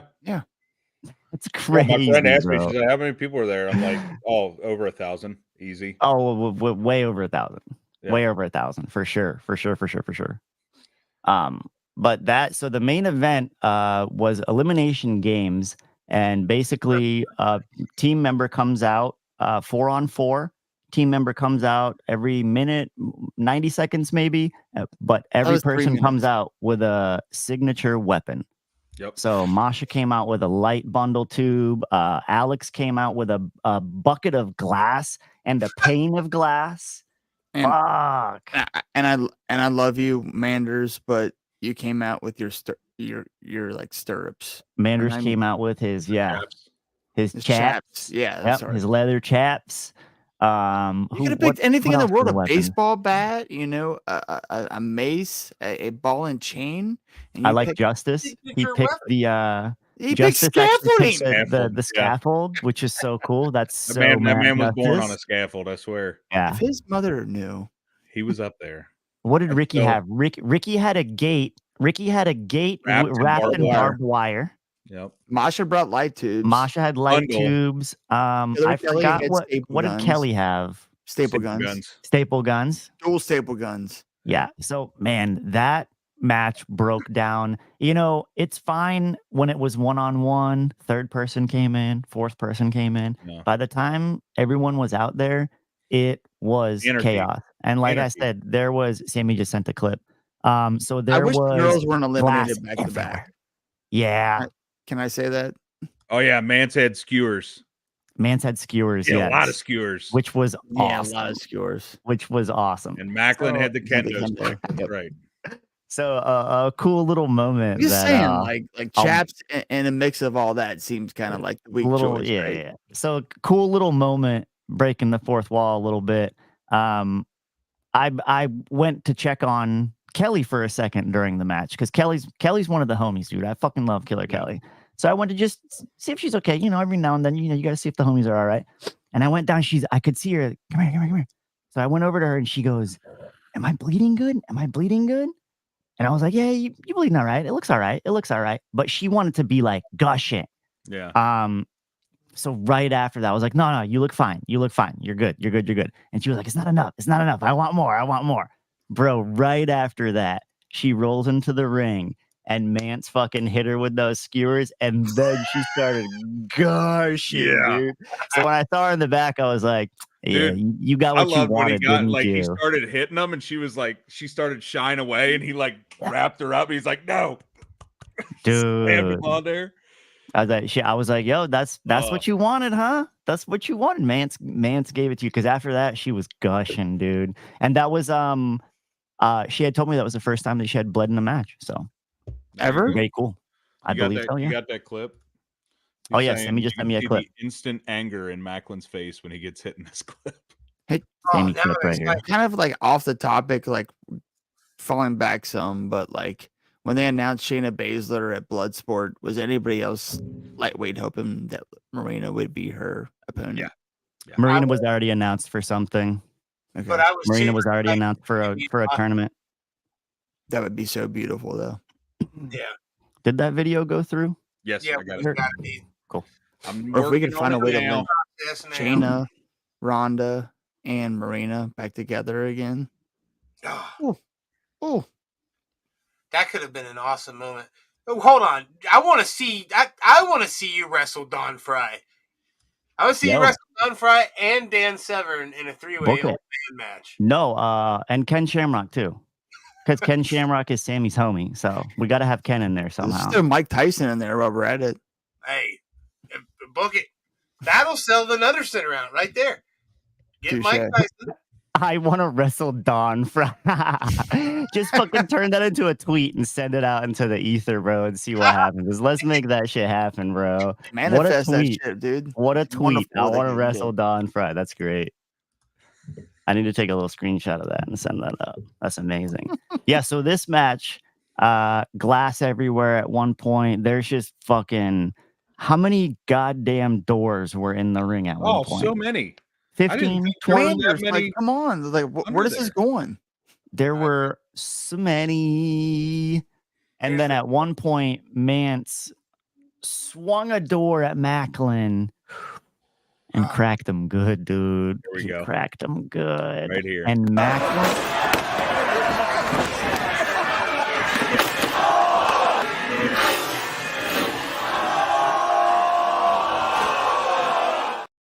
I'm so glad that that's the clip that Sammy picked because I just told him, yo, pick your favorite clip, dude.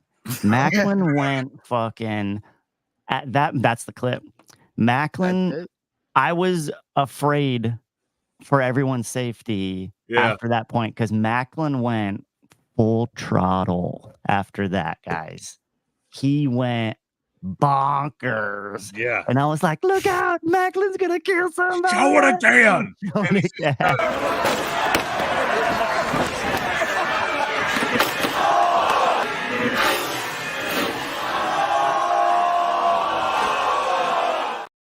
I love that. Dude, yo, the slow motion. So, all right, like Dave Chappelle said, dude, everything is better in slow-mo. Yeah. You can see the disappointment in his face in the slow-mo on the way down. He's already going, motherfucker. Why did it sound like Cephas was in the crowd? Might have been. He might have been. Dude, that shit was crazy, man. So after that moment, whew. Dude, we felt bad for Manders too. Like I said, we all hit him up like, hey, are you okay? Yo, he's not happy. Yeah. I can't wait have a to good see match. the aggression he His takes. face, as soon as it hits, is just like, God damn it. Yep. That shit was wild. But yeah, dude, that as soon as they all three got out, because it was Cologne, Mance, and Manders all up on the scaffold. Yep. So we thought it was a 2-on-1 situation. Effing Warner. Yep. He's a dirty dog. He's a dirty dog. That's why we made our little clip and shared it, because we cannot fucking wait to see these guys tearing each other at Grit Your Teeth. This story is cross promotional and deep rooted, man. It's Luke versus Duke, at brother versus brother. Yep. And it's gonna be both of these titans of violence are going in here to just beat each other's ass. And then, like Tifa said before, we're generally concerned with their general welfare. Yeah.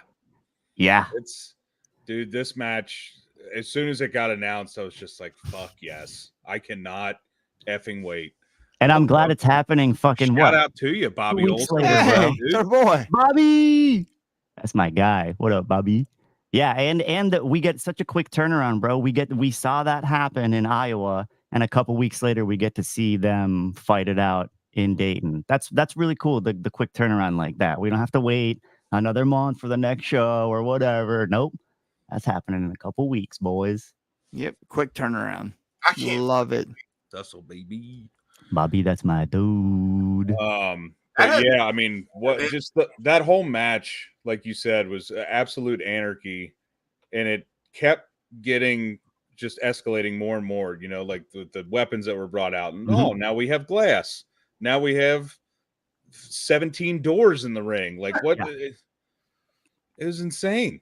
And Revolver's not known for being a deathmatch heavy promotion. No, so when we incorporate things like that, we want it to be fucking meaningful. We don't have 500 light tube matches where it's just fucking light tube, light tube, light tube, light tube, light tube, light tube. Nah. We had one bundle of light tubes.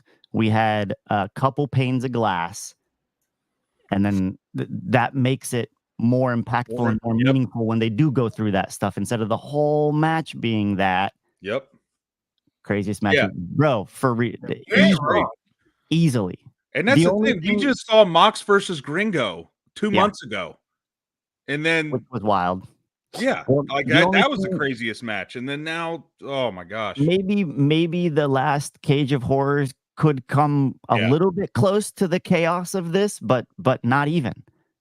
This match was leaps and bounds fucking the craziest fucking Revolver match. I've never felt like such a sense of like I had to be fully aware of everything going on during that match because it was so chaotic and there were doors and shit flying everywhere. I saw several photographers having to dodge weaponry.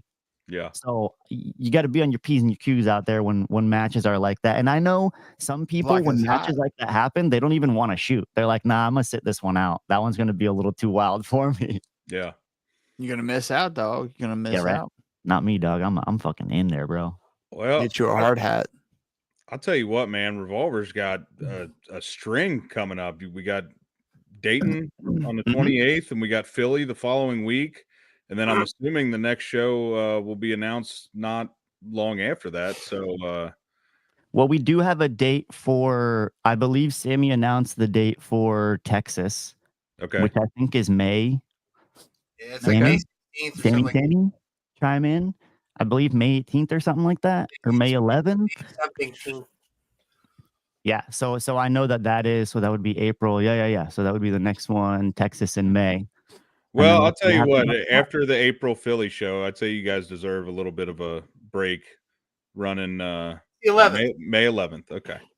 Yeah, that's what. Yeah. But I mean, because you guys ran 2 shows in March and then one the very following week in April. So yeah, it's crazy that these shows can be that close together and somehow just keep compounding on each other with how great the shows just get better and better, bro. That's what's crazy, man. The shows just get better and better. I don't know how they do it. You like how they can't top the last one, and they just do it every damn time. Yeah. How do we top it? I hope people realize how big of a swell there is. I mean, the swell is even spreading over to us, man. We have you on for this Revolver Rewind, and we've got the largest single live attendance that we've ever had for an episode ever. We're sitting at 140 right now, live viewers. Bro, and that was growing. That's pretty cool, man. Thank you guys all for watching. That means a lot. TikTok, or not TikTok, that's across Twitter, Facebook, YouTube. And that's it right there. They're the rare company that doesn't have an off show. They do not have an off fucking night. No. Triller TV. Nope. And check them out, man. Yeah, there's no such thing as a B show, and that's when Moxley cut that promo. That's exactly what his point was. That there's no B shows, there's no off nights, there's no. Everything is a flagpole tent event. Everything is like top, and that's how we like. Why. There's where that you're the man, Sammy.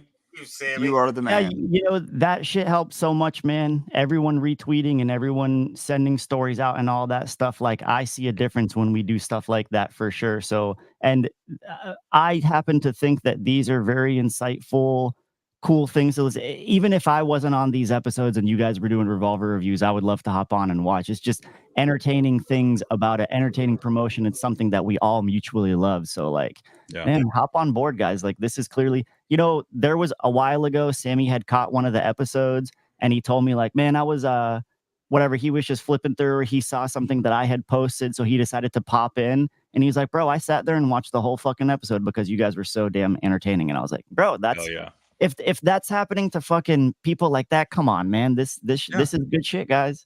This is good shit. And every time I come on, I'm always spilling a little bit of beans. Oh yeah, dude. Some extra little stories. And we do this after every Revolver show. Everyone. After every one.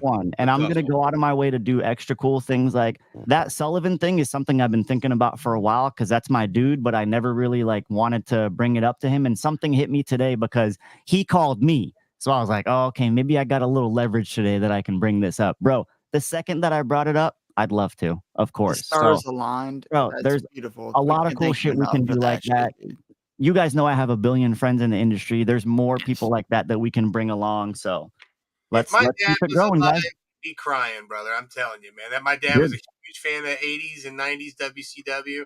So Kevin Sullivan was one of his tops. So you know what I mean? It was just a cool moment for me. Bucket list type shit. It wasn't even a guest. It was just a fucking phone call. That's cool for me because I met him purely by chance and purely because Killer Cross wanted to film something with Kevin. And I had to pick up Kevin from his house. And that fucking 45-minute drive that I had with Kevin showed him a couple clips of mine. And from then on, bro, that dude hypes me up more than anyone, bro. Every time I talk to him, he tells me, you're going to be in WWE one day. You're going to be in AEW, wherever you want to go, whatever you want to do. Like, that dude has been one of my biggest supporters and advocates, and it blows my mind. I told you guys texting earlier that I'm like, are you sure you're texting the right dude? Are you sure you're talking to the right guy? Because I still don't believe it, bro. Yeah. That dude is so on my side, and that's why I got mad love for him, man. And it makes me happy that I can do that shit for people that appreciate that shit, man. Like bringing a legend like Kevin Sullivan to something like this, and just that little teaser announcement that I made, I got a lot of messages about that, like the Taskmaster, because I didn't tag anyone, I didn't say anything. I said the Taskmaster, that Taskmaster. If you know, bro. So I screenshotted that tweet that you tweeted and sent it in our private chat. I was like, Tussle just posted this. It must be official. We're legit a referee with the whistle. Yeah. You know I try my best to make it happen for you guys, because you guys do a lot. And I appreciate it. So we got a 2-hour episode here, and Tussle, promise us when you sign that AEW or WWE contract that you put a disclaimer in there, you can still appear on our show. Listen, there's going to be 2 disclaimers, and I hope Sammy's still fucking listening, because I know sometimes he fucking gets mad at me about this. He's listening. Sammy, if I ever get offered a contract anywhere, the first stipulation is going to be I'm allowed to shoot Revolver shows. Second stipulation will be I'm allowed to co-host the dWo podcast. Hold on. Breaking news from Sammy. Uh-oh. As I said, I feel like every episode we've had, in between episodes and promoting the next show, that we've had some unannounced match. And according to Wrestling Revolver's social media, there's more to come. Here we Yep. go. So, I Announcing mean, here if first, we were here it to is. have an official announcement of a match, Dayton, Ohio. Your TV. Live on Triller. Here it comes, baby. Oh, I'm excited for this one. Your Rick teeth. fucking teeth, son. He just You're messed such a up. dick. The first time ever. Myron Reed. Oh, Let's go, young goat, baby. baby. Young goat. Myron Reed versus. Come on, give it to us. Gringo Loco, please. Shit. Nice! Oh, you bastard! What a worker, dude. What a worker. Lots of dots. Oh, Sammy. What a legend. What a legend. Well, boys, I guess we wrap it up. Yeah. I guess we wrap it up because the All secret's right. not coming Well, out. as always, we've been Well- the Wait, DWO. wait. What? Yo! Really? That's fucking sick. Yeah. That's Oh, fucking shit. sick. Wow. Myron Let's Reed. go. Wow. That was worth all those dots. That's pretty fucking cool, dude. Wow. Yeah, buddy. Fuck yeah. Hell Right yeah. here. But before you hear it anywhere else, before on social media, before anywhere else, that just broke on DWO Podcast just Live. happened. Hell yeah. You want That's to fucking sick. click this and share that? Wow. What an episode. What an Dude, episode, I'll guys. tell you what, it's probably, and you know what? Just like Revolver, these Revolver Rewinds keep getting better and better every single time. Facts. Love them. Yeah, This is my buddy. favorite time every single month, and we get to do it 2 more times in the next couple weeks. So Before we wrap this up, though, one more Sorry, time. that's really long. You're good. There's 145 fucking people in here. Yow. Like us, follow us, comment, subscribe, share, tell your grandma, buy a t-shirt. We got free bracelets to give you if you come to any of these shows. Look how pretty they are. They say join the Dad World Order. I've got a whole bunch of these. We got coasters, magnets, stickers, buttons, t-shirts, hats, beanies. What do you want? 145 of you guys on here right now. I better see at least 10 new followers on Instagram and Twitter. Come on, guys. Follow TussleMania, follow DWO, follow Wrestling T-Shirt Guy, follow all of us, guys. Show the support. Why not? You tap a button and you get cool content. We love all Easy. y'all. Yeah. Love us back. That's right.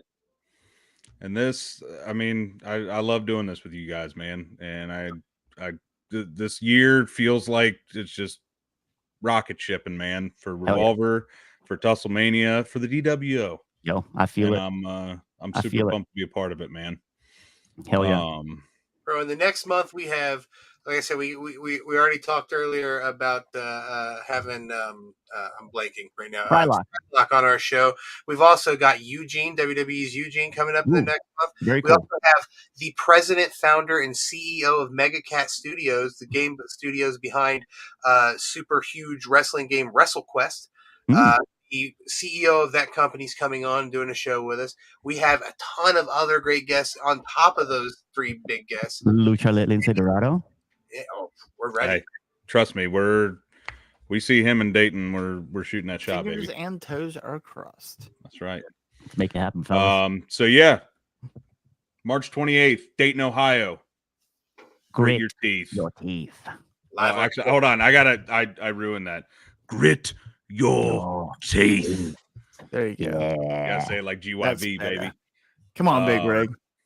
Sorry. I always loved just those two talking. It's my favorite thing ever.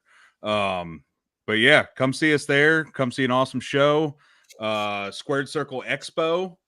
The next 2 days, we're gonna be there with the homie Crash Jackson and Jake Christ. Yeah, they're gonna be signing at our table, and it's gonna be awesome. Here you go. I always like to show you guys the poster for the show. Dude, that's a good one. It's because I became a sponsor instead of a paying fan. That's what I've seriously lacked on. Like I would love to have a signed for everyone. These are for sale. I mean, these are actually for sale. At the end of every show, we are going to have at least 10 of the show posters signed by every single person signed this. Everybody. Paul Walter Hauser, Cardona, fucking everyone signed these guys, and they are going to be available for sale. And that's brilliant because as as a person who's paid for meet and greets and tickets and everything before we were involved, not everybody is available at all times. So getting something that's like unequivocally signed by everybody all at once, bro. All at once. Beautiful. Where else can you get Paul Walter Hauser's signature right next to Cardona? Come on, guys. Come on. Emmy and now Slammie award winning. Wednesday, Killer Kelly, Masha. Come on. Ringo. So all right, man. All right. Well, so we got to get this wrapped up. You boys got anything else before we get out of here? Time for just a message out to Sammy. Time for Fortnite, bro. Get them sticks warmed up, bro. Let's go, dude. I wish I could play, but I got to put the kiddo to bed, dad duty and whatnot. But as always, we have been the dWo podcast. I am Big Rig Eric Maffey. He is Mr. Magnificent Mike Martin. He is Wrestling T-shirt guy Cephas, and he is the Briz, the homie, the man behind the camera, TussleMania. My Brizzles. As always, check us out on all the socials at dWo_podcast, Facebook at the dWo podcast, TikTok at dWo_pod. Get that dad merch at Pro Wrestling Tees and T Public.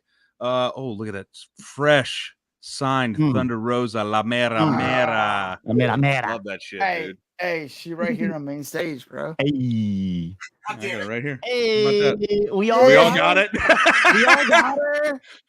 Yeah, we gotta clip this and send it to Thunder. She'll love that. Look at that synergy, bro. Hell yeah. Amazing. Hell yeah, dude. But yeah, check us all out.